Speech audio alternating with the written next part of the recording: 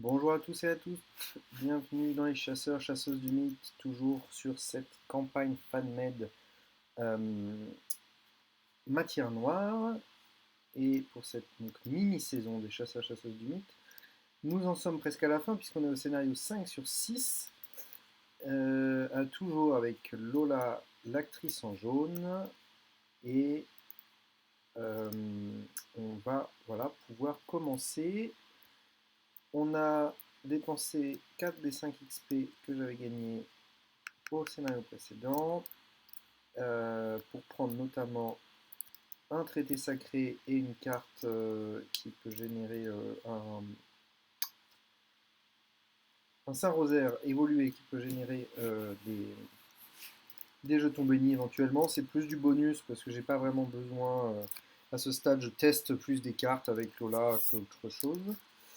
Euh, Ensuite, on avait réussi à avoir euh, 13 souvenirs en tout. On a 13 souvenirs. On n'a pas dépensé de souvenirs au dernier scénario alors que j'aurais pu. On aurait pu. Et puis on a 8 apocalypses imminentes. 8 traits sous l'apocalypse imminente. Ça pareil, je n'ai aucune idée de ce que ça va faire, mais j'imagine que ça sent pas bon. On va pouvoir commencer et lire le scénario, l'introduction du scénario 5 et remercier encore une fois l'équipe chercheur du Discord Arkham Horror francophone, avec Chertref notamment, et Franakin qui s'occupe des cartes, d'intégrer les cartes, si j'ai bien compris, à ce mode TTS. Voilà, donc merci à eux notamment et aux autres qui ont aidé à traduire cette campagne fan-made qui est pour l'instant, je trouve, vraiment très très bien. Alors, scénario 5, le fragment de Carcosa. Vous n'avez pas de temps à perdre. Vous laissez votre corps vous guider et installer, comme dans une sorte de transe, un sanctuaire de fortune. Vous placez en cercle les disques dorés obtenus des Migos en son centre. Les éclats quantiques, tels une syzygie céleste. Une fois terminé, vous prononcez l'indicible message de la Terre. Que la rouge aurore dévoile ce qu'il nous restera à faire lorsque s'éteindront les étoiles et que viendra la fin dernière. Les disques dorés se mettent à bouger, puis s'élèvent dans les airs et commencent à tourner autour du sanctuaire. L'artefact quantique se met à briller d'un éclat violet intense. Les disques continuent à tourner à des vitesses différentes mais constantes jusqu'à ce que finalement ils tombent simultanément sur le sol. Au même moment, les cristaux devenus incandescents implosent, vous aveuglant dans un brouillard de gaz nébuleux. La poussière retombée, vous apercevez les disques dorés posés à divers endroits sur le sol et reconnaissez un schéma du système solaire. Vous remarquez le dernier vestige des cristaux quantiques entre ce que vous pensez être les orbites de Jupiter et de Saturne. K2PS 187 confirme que le positionnement des planètes est parfait et commence à préparer une trajectoire vers ce que vous imaginez être le fragment. Sur le chemin, vous pensez aux différents mondes que vous avez visités et aux nombreuses aventures que vous avez vécues, à la fois dans cette réalité et dans celle que vous avez créée. Chaque épreuve, chaque quête a fait grandir en vous un sentiment d'espoir et d'optimisme pour l'avenir. Un avenir où vous ne devenez pas un esclave de plus du roi fou. Vous allez tout faire pour empêcher que cela se produise. Lorsque vous arrivez, l'astéroïde ne ressemble pas à ce que vous vous attendiez. Avec une forme ovoïde d'environ 4 km de large, il a l'air terriblement normal. Sa surface que vous aviez d'abord perçue comme jaune doré se révèle finalement plus proche du brun poussiéreux et est jonchée de cratères et de cavités, comme battu par la rudesse de l'espace. Sans tarder, vous enfilez votre combinaison et descendez à la surface du fragment, prêt à affronter la princesse royale de Carcosa. Continuez la mise en place. Alors avant la mise en place, on va prendre la main de départ. Ne pas oublier que au dernier scénario, j'avais réussi à finir avec 2 ressources sur mon trésor détourné. Je peux donc commencer avec une ressource supplémentaire à cette partie-ci. Hop, on va mélanger ce deck-ci et on va piocher la main de départ. 1, 2, 3, 4 et 5. Alors, on va évidemment garder ça. On va essayer de trouver mieux que ça. Et le fiable aussi, je vais le garder. 1, 2, 3. Et on va échanger évidemment la faiblesse contre cette carte-ci. Bon, c'est pas une main de départ formidable, mais on va faire avec. On n'a pas le choix. Ok. Mise en place. Réunissez toutes les cartes des 7 de rencontre suivants, le fragment de Carcosa et les habitants de Carcosa, extrait de la route de Carcosa. Ces 7 sont reconnaissables aux icônes suivantes. Ça a dû être fait. Mettez en jeu les lieux suivants, surface du fragment et navette abandonnée. Surface du fragment et navette abandonnée. Chaque investigateur commence la partie sur la surface du fragment. Mettez de côté les 6 lieux recto-verso hors jeu. Il y en a 6. Non, c'est pas des lieux, ils doivent être là. Ok. Mettez de côté les 4 cartes histoire suivantes. Ah oui, c'est ça, les 4 cartes histoire. L'arrivée du roi, délice pour vous seul et expédition perdue hors jeu. Mettez de côté les cartes suivantes. Bouteille des secrets enfermés et homme de caverne hors jeu. Homme de caverne, bouteille des secrets enfermés. Ok. Mettez de côté les cartes suivantes. Extrait de la route de Carcosa, bête d'Aldebaran et les 2 exemplaires de jeton de Ali hors jeu. Ok. Mélangez les cartes ensemble pour former le deck rencontre. Vous êtes prêts à commencer. Règles supplémentaires et clarifications. Retournement des lieux dans le fragment. Dans ce scénario, vous serez amené à retourner un lieu sur son autre côté. Lorsque cela doit se produire, retournez simplement la carte de ce lieu en gardant tous les pions, attachements, investigateurs, ennemis et autres cartes sur ce même lieu, qui aura un nom différent. Ensuite, ajoutez les indices sur ce lieu jusqu'à sa valeur d'indice. Les lieux avec ne peut pas être retourné ignoreront simplement les instructions pour le retourner et n'empêcheront pas les capacités de se déclencher. Ok, on verra quels lieux ne peuvent pas être retournés. Et ensuite, c'est les conclusions. Très bien, on va donc pouvoir commencer. Intrigue 1A, les ombres s'allongent. Bien que vos scanners n'aient détecté aucune anomalie autour du fragment, vous sentez monter en vous une peur indicible à mesure que vous vous approchez de sa surface. Vous ne pouvez vous empêcher de penser que quelque chose d'horrible va arriver si vous restez trop longtemps en son sein. Cette intrigue n'a pas de seuil de fatalité. Continuez d'ajouter des fatalités jusqu'à ce qu'on vous indique d'avancer. C'est intéressant cette mécanique, mais j'imagine qu'il faut quand même se méfier. Acte 1A, mais plus étrange encore. Pendant la descente, vous apercevez au loin une structure artificielle, les vestiges de la précédente expédition cultiste. Ils ont dû laisser des traces expliquant comment entrer dans le Grand Palais. Objectif, si la navette abandonnée est révélée qu'il n'y a pas d'indice sur elle, avancez. Ok. On a des pions. On n'a pas de tablette, mais on a tout le reste. Donc le crâne, c'est le -2. Si vous échouez à ce test de compétence et que vous êtes dans un lieu caverne, vous subissez un dégât. -2 pour le cultiste. Si vous échouez à ce test de compétence et que vous êtes dans un lieu Carcosa, subissez une horreur. Donc. Et -2, donc on n'a pas la tablette, mais on va la lire quand même. -1, vous devez soit révéler un autre pion, soit barrer un trait sous la mention souvenir de votre investigateur. Et -2 pour la chose très ancienne, si vous êtes dans un lieu Carcosa, passez une fatalité sur l'instrument en cours ou échouez automatiquement à ce test de compétence. Okay. Bon, leurs modificateurs sont pas trop violents. Par contre, les horreurs, les dégâts, tout ça, c'est pas fou. Hop, ok. Surface du fragment. Lieu surface, les falaises tortueuses et les cratères poussiéreux ne suggèrent rien d'artificiel. Tout vous semble naturel. Il n'y a pas d'indice, ne peut pas être retourné. Okay. La surface rocheuse est douce au toucher, recouverte d'une fine couche de poussière d'or. Même sans l'effet de la gravité, chaque pas que vous faites laisse une empreinte dans le sol. Navette abandonnée, vue surface. Vous repérez une navette de débarquement à la surface du fragment. Ce doit être le lieu où les cultistes ont installé leur camp de base lorsqu'ils sont arrivés pour la première fois. Ok. Eh bien, c'est parti. C'est parti. Alors, on va regarder les cartes du marché.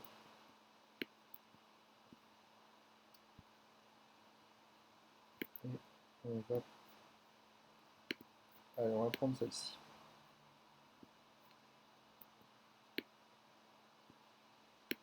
Ok. Bon, ensuite, on va... Ah non, pardon. Début de la phase d'investigation. J'ai oublié mon deck roll. Hop. Un, ou un. Ah bah, on va prendre Zarevna Lebed, qui me permet de regarder les 3 cartes et d'ignorer Cassida. Donc on va tout de suite faire ça. 1, 2, 3. Non, je ne vais pas combattre, je vais plutôt prendre cette carte-ci qui me permet de réduire de 2 en test. Hop. Ok. Bon, bah, pour l'instant, on va jouer ceci pour 1. Donc, une action. Ensuite, je vais me déplacer ici. Un indice. Ok, ne peut pas être retourné. Tant que vous enquêtez dans ce lieu, diminuez de 1 la valeur occulte de ce lieu pour chaque trait sous la mention souvenir de votre investigateur. Ah bah, moins 13 alors. D'accord. Donc le lieu est à 0. Donc en dernière action, je vais enquêter. Et ça m'obligera à avancer. Est-ce que c'est le bon moment d'enquêter? Je ne suis pas sûr. Alors certes, le moins 2 ne me sert à rien. Je vais peut-être attendre le prochain tour. Je vais piocher en dernière action. Phase d'entretien. Donc, et phase de mythe suivante. Donc, on ajoute des qualités et on pioche une première carte rencontre. Alors, renfort. Vous devez soit placer une fatalité sur un bleu, soit déplacer chaque ennemi d'un lieu vers vous. Il n'y a pas d'ennemis en jeu, donc je vais placer une fatalité sur l'intrigue. Ça commence bien. Et renfort. Alors, attaché choisi à lui a un soutien objet, sort ou allié que vous contrôlez et qui peut quitter le jeu.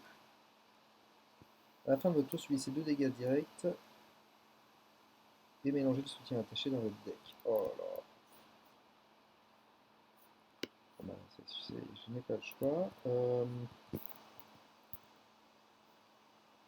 Retirer le soutien attaché de la partie.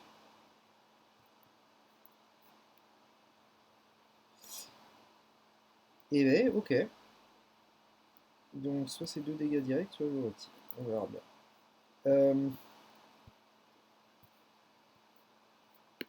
Allez, début de la phase d'investigation. Non, pardon. On remélange ceci. Et on va prendre Athéna. Athéna qui me permet de piocher. Je vais tout de suite l'incliner d'ailleurs pour aller piocher une carte parmi mes 3 premières.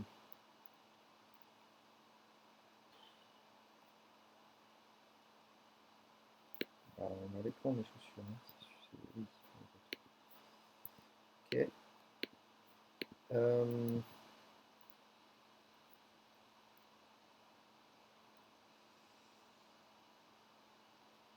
Ok, alors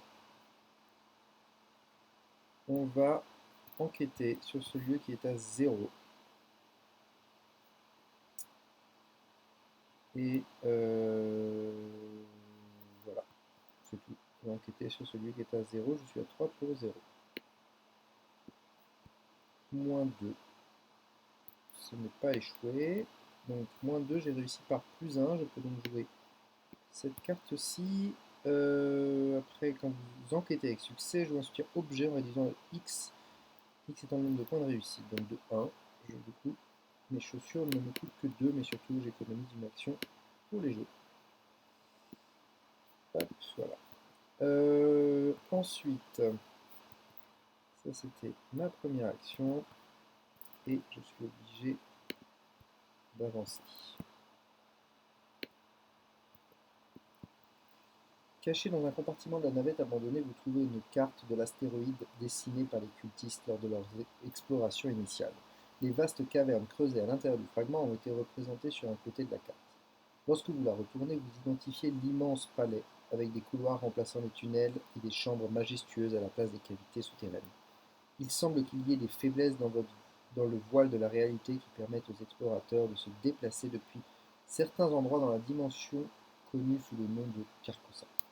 Si les investigateurs ont regardé la représentation des héritiers de Carcosa, oui, c'était mon cas. Voilà, les pièces du palais dessinées sur la carte sont les mêmes que celles que vous avez vues dans la représentation virtuelle.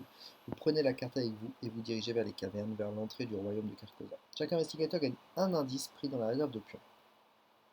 Mettez en jeu les lieux recto verso, mis de côté, face caverne visible. Okay. Placé. Ok. Caverne. Et on va mettre les indices. 1.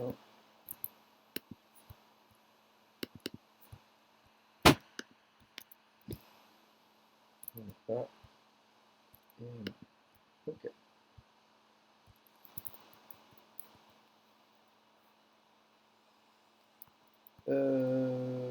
Donc j'ai fait une action pour l'instant. Bah, je vais me.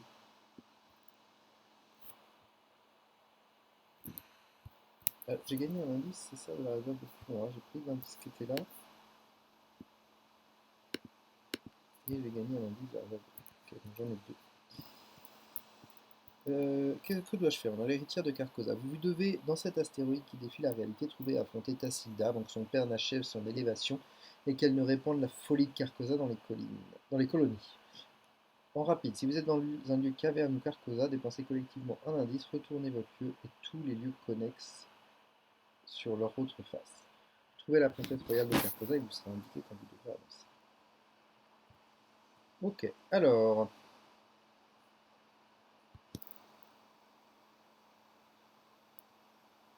Ouais, de toute façon, je vais le perdre.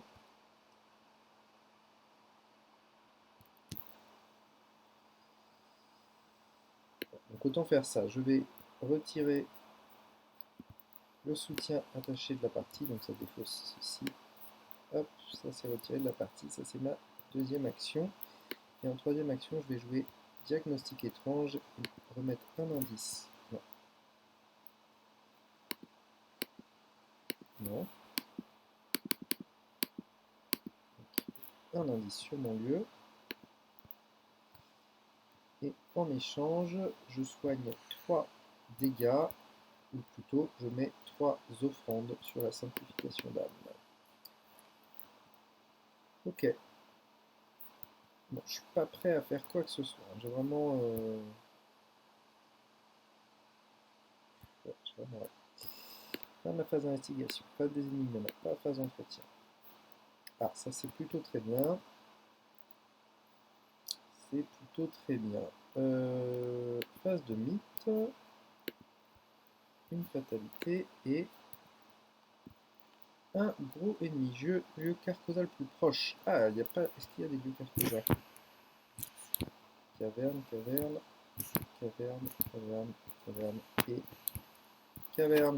Il n'y a pas de lieu Carcosa.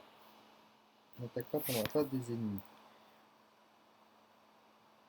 Ça, cela dit, c'est dommage, il n'est pas. Il n'est pas. J'aurais pu lui attacher. Il n'est pas édit, j'aurais pu lui attacher un autre pouvoir. Je me suis réjoui trop tôt. J'espère qu'il y en a d'autres comme ça. Alors.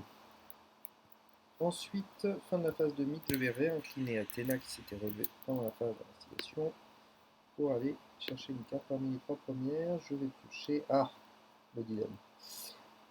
Euh, non, c'est plus important d'avoir déjà la génération de ressources en premier.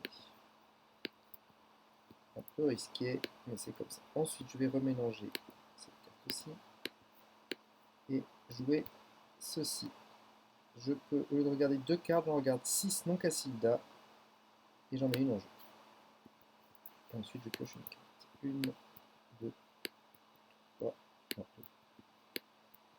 3, 4. Les Godiva, ça c'est bien. 5, 6. Ce sera les Godiva. Hop.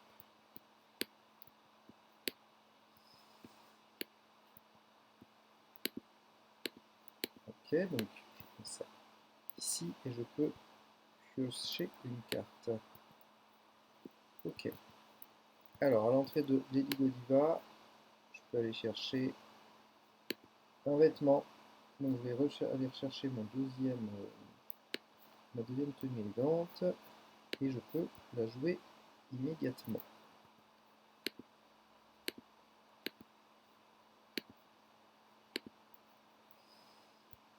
Ensuite, le loup solitaire en première action. Voilà. Ça, j'hésite à le jouer. Ensuite, en deuxième action, je vais prendre cet indice qui est là, puisque le lieu est à 0, je vais en profiter. Voilà. Ok. Ça passe. Et en troisième action,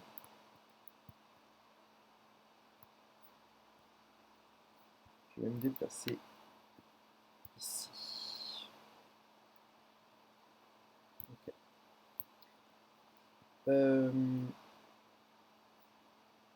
Puisqu'il y a un intérêt à ce que j'aille plus vite que la lumière.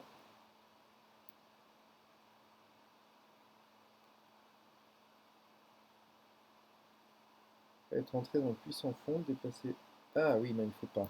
Il faut que je retourne du lieu connexe. Ok. Ok.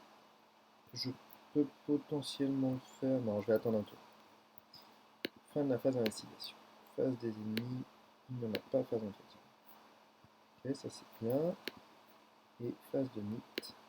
Une fatalité toujours. Je ne sais pas à quoi elle sert. Mettez le domaine de Astur en jeu à côté du deck intrigue. Après avoir retourné n'importe quel nombre de lieux, subissez une horreur. Okay. Puis un test de volonté à 3 ou d'agilité à 3 en cas de réussite, défausser le domaine d'Astur. Et de toute façon, il va falloir que je le fasse, puisque d'ailleurs je suis à 4 d'agilité. Puisqu'il ne disparaît pas du deck intrigue, on ne sait pas quand est-ce qu'il va avancer.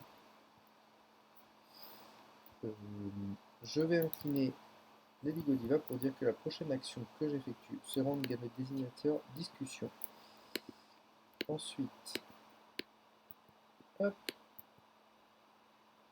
il n'y a pas d'ennemi toujours, donc on va prendre elle, qui permet d'aller chercher une carte rencontre et de savoir ce que je vais piocher au prochain tour. Je vais faire immédiatement 1, 2, 3. Alors, distant chasseur. Alors ça c'est bien. Le lieu où se situe les brumes jaunes gagne notre Carcosa, un point de victoire.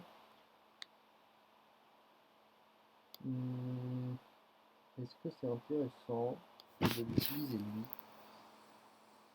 Je peux me soigner un peu éventuellement. Je préfère lui. Hein. Mettez cette carte en jeu dans votre zone de menace. À la fin du round, pour chaque carte événement dans votre main, vous devez soit défausser, soit subir une horreur. Non, celle-ci non. Attachez cette carte au lieu de Kevin Carcosa avec le moins d'indices et qui n'a pas déjà un exemplaire de réalité. Brisez, attaché, après avoir retourné lui attacher, retournez-le sur son côté d'origine et défausser cette carte. Ça, ouais. On va se dire que on va piocher ce. Ok.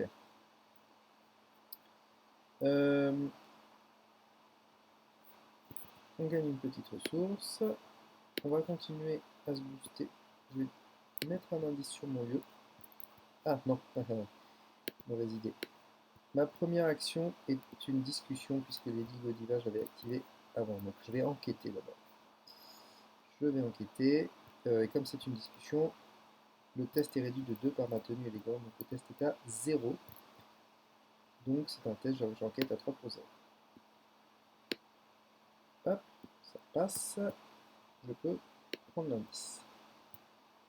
Ensuite, je remets l'indice sur mon lieu pour ajouter 3 nouvelles offrandes sur,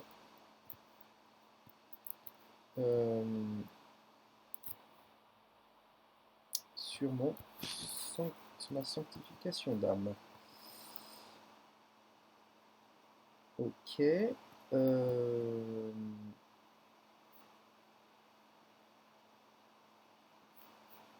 Ça, c'était ma première action d'enquête. Deuxième action, le diagnostic. Troisième action.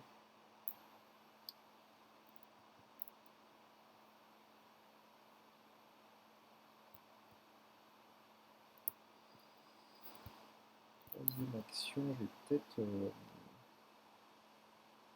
tenter ça. Le boost de 3, je suis à 6 pour 3. 6 pour 3. Moins 2. Ça passe. Je pourrais retourner des lieux plus sereinement.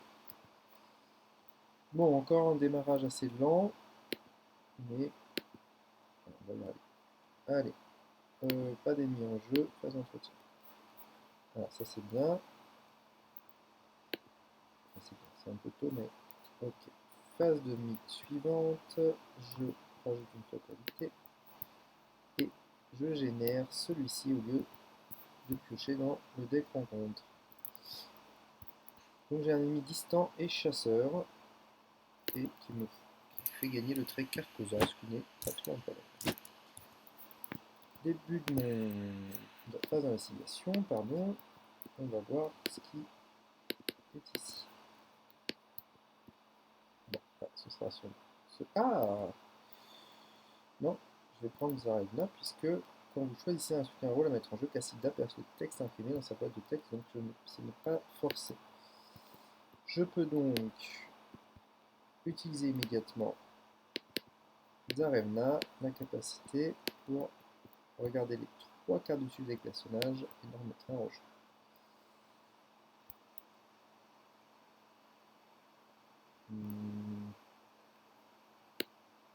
Et ça c'est quoi quand vous infligez, quand vous subissez les dégâts? Bon. Allez, on va reprendre celle-ci. Hein. Okay. Une, on va regarder, cette fois-ci on va regarder au début de mon tour ceci, une, deux, je vais payer un pour prendre, je vais prendre ça, ça va être utile, plus tard peut-être pour passer un objet en rapide. Ensuite on va tout de suite aller continuer ça pour regarder ce qu'il y a là, une, deux, trois.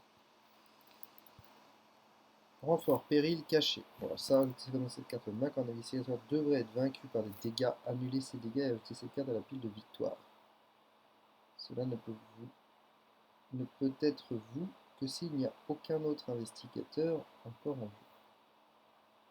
Cela ne peut être vous que s'il n'y a aucun autre investigateur encore en jeu.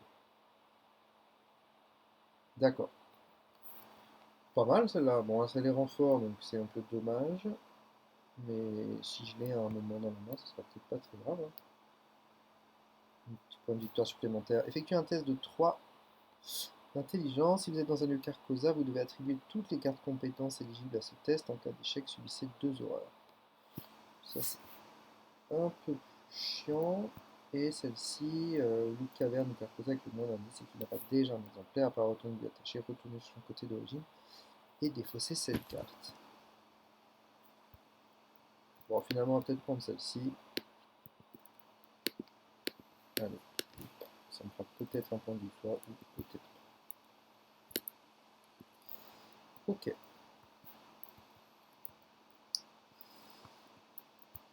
Alors, première action,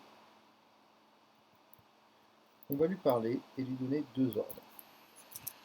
grâce à mon mot de pouvoir évolué. Déjà, je vais lui dire de se confesser et de prendre un indice inférieur ou égal à sa valeur de vie. Et ensuite, de me soigner de 1 dégât, ce qui va rajouter 1 sur la sanctification d'âme. Non, pardon. Il fallait d'abord que je lui mette le mot de pouvoir pour pouvoir faire ça. Pardon. Donc je paye 3 pour mettre le mot de pouvoir, mais c'était en rapide. 1, 2, 3. Donc ma première action était de lui parler. Ensuite, je vais dépenser collectivement un indice. Hein. Donc, on dépense un indice. Et je retourne mon lieu et tous les lieux connexes sur leur autre face. Hop, hop. Porte du palais. Vous ne pouvez pas abandonner tant que les portes du palais sont en jeu. Ok. Quand l'escalier en colimaçon se retourne, déplacez chaque investigateur dans l'escalier en colimaçon dans un lieu connexe. Okay. Et là, on a dit, on remet, ajouter les indices sur le lieu jusqu'à la valeur d'indice. Okay. Donc il y a un indice sur le lieu. Ok. Est-ce que ça vaut le coup d'aller trouver cet indice? Je ne sais pas sûr. Ici, il y a un indice aussi.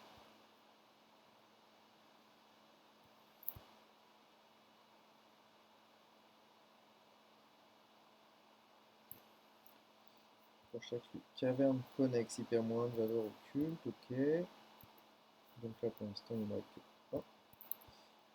Vous ne pouvez pas entrer dans le ravin infranchissable depuis un lieu connexe.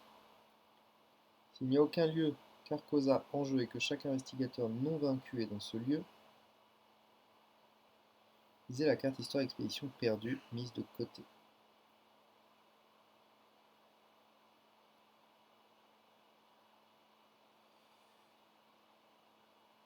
Depuis un lieu connexe, ok. Donc ça veut dire qu'il y a un autre moyen d'y rentrer. Les investigateurs dans ce lieu barrent collectivement un trait sous la mention souvenir de leurs investigateurs. Choisissez un lieu caverne ou Carcosa et retournez-le sur son autre face. Forêt de stalagmites, à la fin de votre tour, si vous êtes dans la forêt de stalagmites, subissez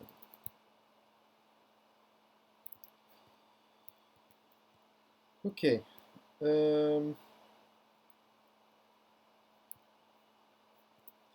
Donc ce lieu-là, il vaut mieux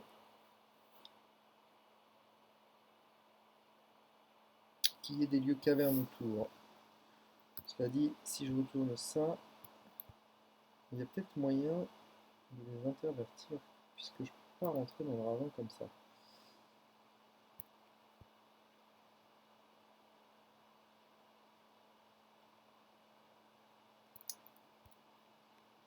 Ok. Est-ce que je ne prendrais pas l'indice sur les portes du palais? Je ne suis pas sûr que ce soit un intérêt de le faire autant de fois.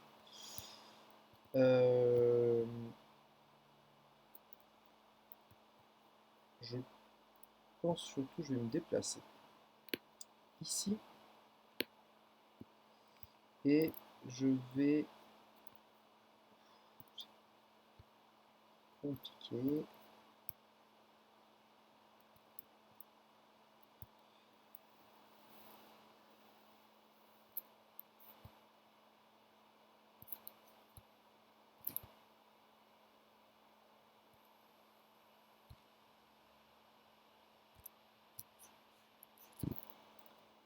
Caverne encore que ça.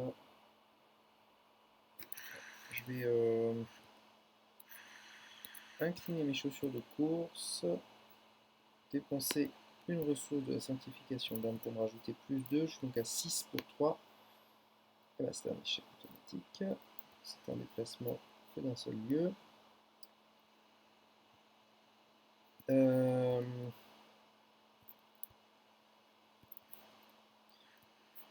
2, 3, 4, 5, 6, je vais toucher une carte en dernière action. Okay. Allez, phase des ennemis, phase d'entretien. Ok. Phase de mythe, 6. Et plutôt que de piocher une carte du deck rencontre, je pioche celle-ci. Appui de victoire. Ok, donc je pioche ça, mais elle gagne renfort, donc j'en pioche une deuxième de toute façon. Attaché, choisi par lui à un objet, sort ou allié que vous contrôlez qui peut quitter le jeu à la fin de votre tour suscite 2 dégâts d'hérité mélangé soutien attaché dans votre deck, retirez le soutien attaché de la partie. Le problème c'est que ça c'est pas un objet, ça je l'ai déjà retiré de la partie donc je vais pas le refaire, il y a éventuellement mes chaussures de course. Je vais faire ça. Je vais me mettre sur les chaussures de course. Allez, pas d'investigation.